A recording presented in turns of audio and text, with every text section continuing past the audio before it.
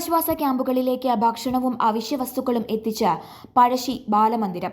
വയനാട് ചൂരൽമല ദുരന്തവുമായി ബന്ധപ്പെട്ട ക്യാമ്പുകളിലേക്കും ദുരന്തഭൂമിയിലേക്കും ഭക്ഷണവും കുടിവെള്ളവും എത്തിച്ച് മാനന്തവാടി പഴശ്ശി ബാലമന്ദിരം. 356ഓളം പേർക്ക് ഭക്ഷണവും കുടിവെള്ളവുമാണ് എത്തിച്ചത്. വയനാട് ബജറംഗദളിന്റെ 8 പ്രവർത്തകരും ബാലകേന്ദ്രത്തിലെ 5 പേരും ദുരന്തമുഖത്തുണ്ട്. മാതൃസമിതിയിലെ അമ്മമാരും ചുറ്റുവട്ടത്തുള്ളവരും ചേർന്നാണ് ഭക്ഷണം പാകം ചെയ്തത്. നാളെയും ഇത് തുടരും എന്ന് സന്നദ്ധ പ്രവർത്തകർ അറിയിച്ചു. ഇന്ന് രാവിലെ മേപ്പാടി സംഭവിച്ച ദുരന്തം അറിഞ്ഞ ഉടൻ തന്നെ ബാലമന്ദിരം മാതൃസമിതിയുടെയും ബാലസമിതിയുടെയും യോഗം തീരുമാനിക്കുകയും യോഗത്തിൽ ദുരന്തമുഖത്തെ സന്നദ്ധ പ്രവർത്തകർക്ക് ആവശ്യമായ ഭക്ഷണ സാധനങ്ങളും കുടിവെള്ളവും എത്തിക്കാൻ തീരുമാനിച്ചു.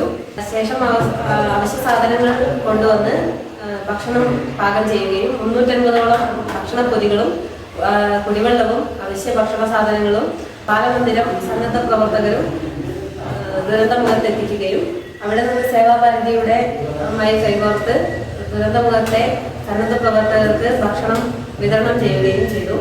നാളെ ആവശ്യമായ അവരുടെ ആവശ്യപ്രകാരം നാളെയും ഭക്ഷണം കൊടുക്കാൻ തയ്യാറാണ്. വിശ്വ ഹിന്ദു പരിഷത്തിന്റെ 10ഓളം പ്രവർത്തകർ ദുരന്തമുഖത്ത് ഇപ്പോൾ പ്രവർത്തിച്ചു വരുന്നു.